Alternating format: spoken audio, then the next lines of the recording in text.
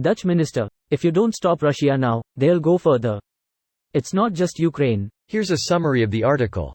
7 years after voting down an EU association agreement with Ukraine in a referendum, effectively delaying it for a year, the Netherlands now ranks 8th in terms of overall aid to Ukraine since 2022 and 7th in terms of military support, according to the Kiel Institute's Ukraine support tracker. I think because of the moment when we saw these tanks approaching Kyiv in that first week of the war.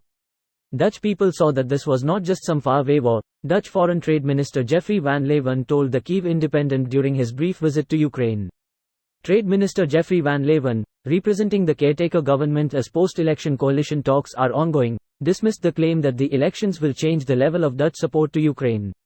Visiting Kyiv, with the goal of reassuring Ukrainian officials that Dutch support is here to stay, Van Leeuwen sat down with the Kyiv Independent to talk about Dutch aid, investments, Ukraine's accession talks, Dutch trade ties with Russia, and how to make sure that Kyiv withstands Russia's aggression in the long run.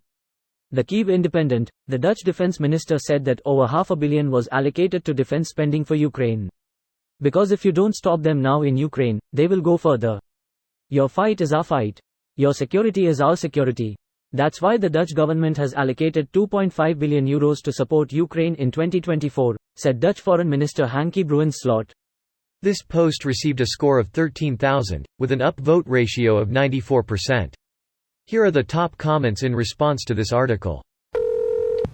1992 Moldova. 1994 Chechnya. 1999 Chechnya Round 2.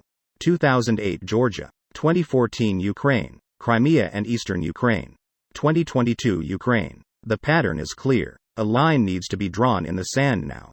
The cycle of letting Russia go back to lick its wounds only to try again must stop once and for all. He's averaging 6 years between attacks, and he emulates Peter the Great, so Baltics are definitely next on the list. They will be a harder sell to avoid NATO retaliation, so I expect something creeping, such as was done in Crimea. Why Baltics next? Why not Moldova, Kazakhstan, Kyrgyzstan, Armenia? Why a NATO country? Moldova they will do if they can take Odessa. For now they're cut off. To my mind, the Russians won't get Ukraine totally. A short-term win for them will be holding Crimea and the Donbass. A long-term one will be Odessa. The Baltics on the other hand are narrow, on the border and backed by the ocean. Countries like Estonia are in serious peril. Maybe not for another 3 or 4 years, but the game has started. The only way they take the Baltics is if NATO completely collapses with the US pulling out and Europe deciding to go their separate ways. We've already seen the Russian plan on making the US pull out of NATO. The only question is, will the US fall for it?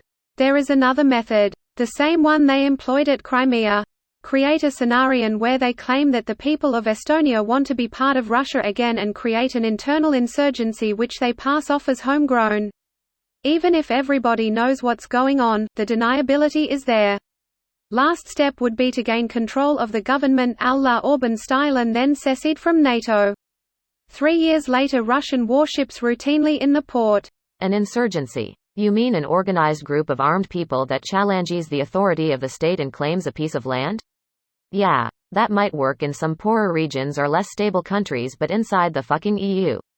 No chance. When it happens for the first time it will be unusual. He worked on this method while seconded to Stasi in Dresden.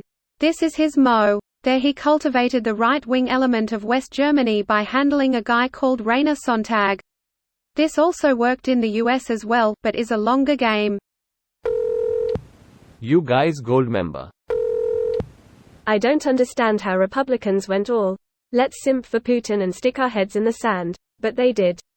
It's really kind of pathetic. It's a new weird, contrarian, wing of the Republican Party. Tucker Carlson, Trump supporters, etc. The old-school Republicans understand that Putin is the bad guy. The new contrarian part of Republicans is so weird to me. This video was automatically created by Reddit to speech.